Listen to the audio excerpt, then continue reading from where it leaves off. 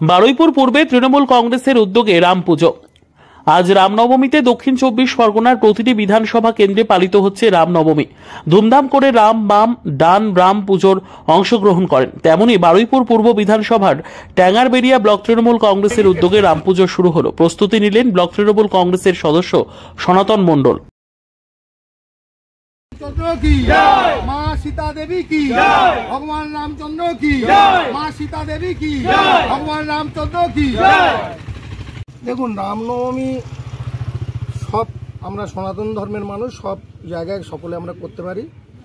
এখানে জাতি ধর্ম নির্বিশেষে তো ভগবান শ্রীরামচন্দ্রের পূজা করব আমরা, কারণ এই রামনবমীর অর্থ হলো রাবণ বধের পরে ভগবান রামচন্দ্র যখন মা জানকী নিয়ে দেশে অযোধ্যায় ফেরেন, তখন অযোধ্যাবাসী এই নবরাত্রি 9 দিন ধরে এই পূজা করেছিলেন। লাস্ট দিন রামনবমী হিসেবে খ্যাত হয়েছে। এখন সেই জন্য আমরা এই ভগবান শ্রীরামচন্দ্রের সঙ্গে মা জানকী বা লক্ষ্মণ বা মারুতি পরম ভক্ত হনুমানজির পূজা করব।